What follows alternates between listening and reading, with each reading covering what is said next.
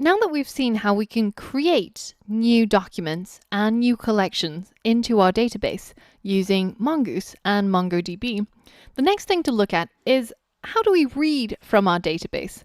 How do we perform what is the equivalent of find that we saw in the Mongo shell? Well, it's also pretty simple, and it's a lot simpler than this. All we have to do is tap into our fruit model, which you can effectively see as kind of your collection, right? This is going to be all of our fruits, and we're going to call the find function on it. Now, this find function can accept a callback, and that callback has two parameters. The first one is error, and the second one is whatever it finds back. So we can call it anything we want, but in this case, given that we're searching through our fruits collection to find everything, because we're not filtering, we're not querying anything, then what we'll get back is all of our fruits, right? Inside this callback, we can check to see if there was an error, and if so, we'll log the error, but otherwise, we'll simply just log the fruits that we found from the find method. So the full syntax looks a bit like this. We tap into our fruits collection through the fruit model, we call the find function on it, and then when that's completed, a callback gets triggered, and we have the possibility of having an error if anything went wrong with finding our fruits, but otherwise we would get some results back, which we've called fruits. And if there were no errors, then we simply just log all the results that we get back from our find function. Now, just before we run our app.js, unless you want to insert another 3 of these same fruits into our fruits collection, it's a good idea to comment out this part where we call the insert many function. That way we won't end up with the same fruits inserted into our collection many, many times, or at least every single time we run app.js. So let's head over to our hyper terminal, and let's hit Control-C to exit, and again run our node app.js. So now you can see that it's read into our fruits database, which is what we asked it to do here, and then it's performed that find function onto it. And because there were no errors, then it's logged all of the results that it found in that collection, which is basically all of our fruits. And these are living JavaScript objects, and they're all contained inside an array. So everything that we've learned so far about arrays and JavaScript objects now applies to our data in our database, which means that we can tap into its properties by using the dot notation or pass it around into different methods, and we can work with it in our app.js.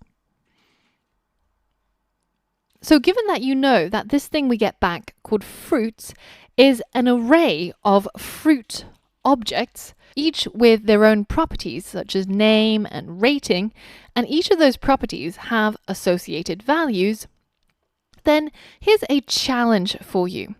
I want you to use the for each loop that we learned about previously in the EJS challenge module, and I want you to loop through the array of fruits and to only log their names, so the names of the fruits. So if you were successful, then inside the console here, you should be able to see just apple, kiwi, orange, banana, without the rest of this data. Pause the video now and try to complete the challenge. Okay, so we know that inside here, we have access to an array called fruits.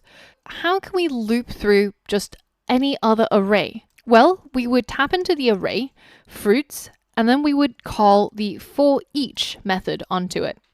And this for each method accepts a callback, and inside that callback, we have a single parameter, which is going to be each individual object inside the array. So when we loop through it, we're going to pick out each and every fruit out of the array. So we'll just call it fruit in that case, the singular form.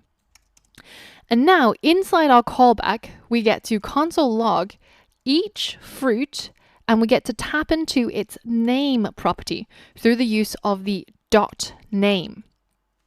Now, through this little very short bit of code, we loop through our fruits array that we got back from our database, and for each fruit, we will console log the fruit's name. There's a lot of singular and plurals going on around here, so you have to make sure you know which one you're using when. Let's go ahead and delete that previous console log where we logged the entire fruit array, and let's run our app.js to see it in action. So let's again close our database connection with Control-C and then run node app.js.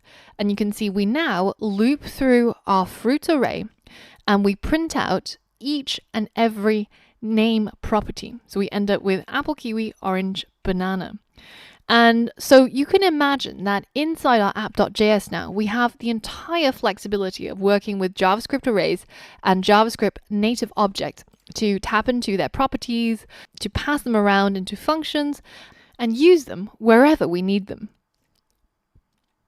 Now, at the moment, you might have noticed that we have to keep closing our database connection with Control-C. This is because inside our app.js, we're not closing that database connection. We're keeping it open at the end.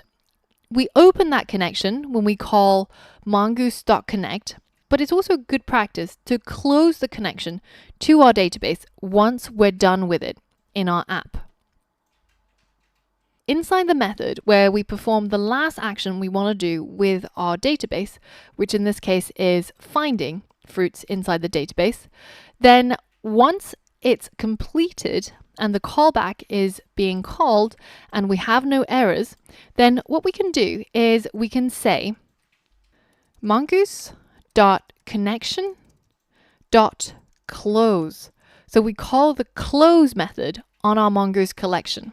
And now if I rerun my app, so for the last time, use Control-C to exit out of our database connection, run node app.js, and you can see that once it's done performing the task I asked it to, which is to find all of the fruits inside the fruit collection, then log its names through this for each loop, then it's closed the connection and I don't have to use Control-C anymore. So this is good practice whenever you're working with MongoDB databases and Mongoose. Close the connection once you're done.